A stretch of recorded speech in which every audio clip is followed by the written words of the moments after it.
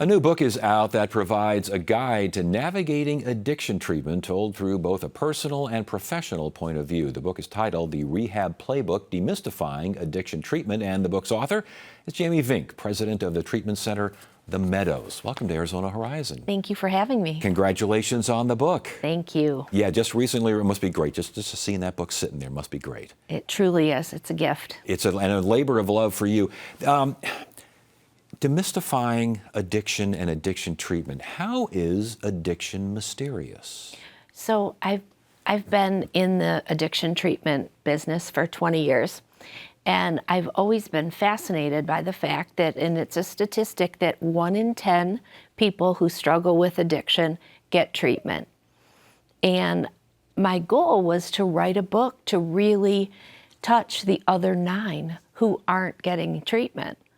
And so there are a variety of reasons why people don't go to treatment. Yes. And I wanted to address them not only for the person struggling, but also for their loved ones, for their employers, for anyone that is in the world of someone who struggles with addiction. So it's kind of a guidebook, correct? Exactly. And this is a guidebook from your personal experience. It is, from everything that I've learned for 20 years, and I'm also a clinician.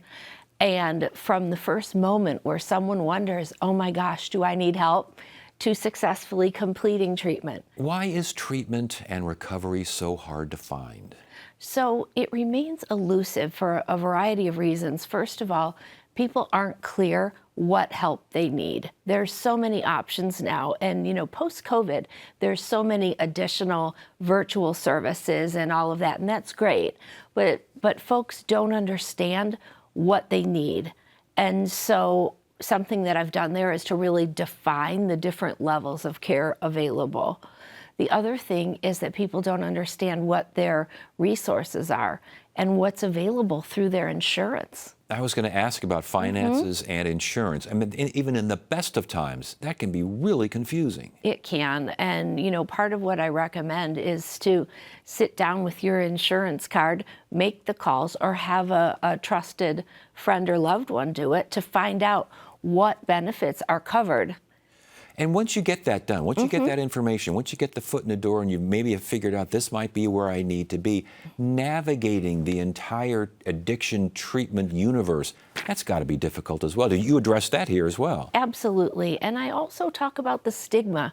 There's a lot of stigma still out there about mental illness, about addiction, that somehow we're broken. And, the approach that I take is, we are not broken. It's not what we've done, it's what's happened to us.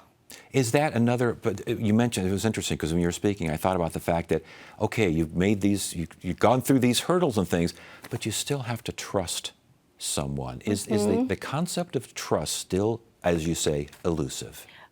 Yes. Because if you think about it, when someone goes to treatment, we are asking them to trust us before we've earned that right. Yeah. What's trust? Positive behavior over time. And we're asking them in the darkest moment of their life to trust us.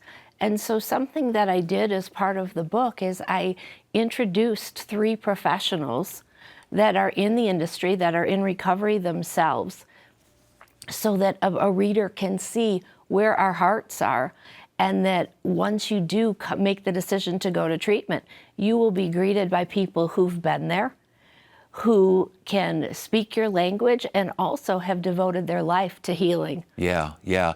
How do you get people who need this information, they really need this information, how do you get them to trust you? How do you get them to get that book?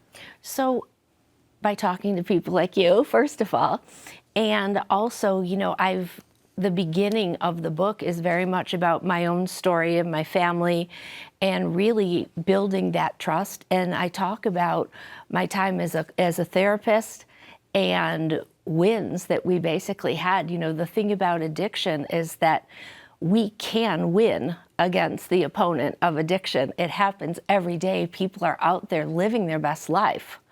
And so to really engage them with those stories of success. I was going to say, it must be awfully good when people, book's just been released, so you probably haven't had too much response, but any response from someone saying, this book really helped, that must feel great. It really does, and for other professionals as well, because that's what I'm hoping, and that there's a contagion that they can give it to their clients who can give it to someone else. And is there an overriding piece of advice? I mean, it kind of hovers over the entire book and every chapter. Is there something that people can take with them?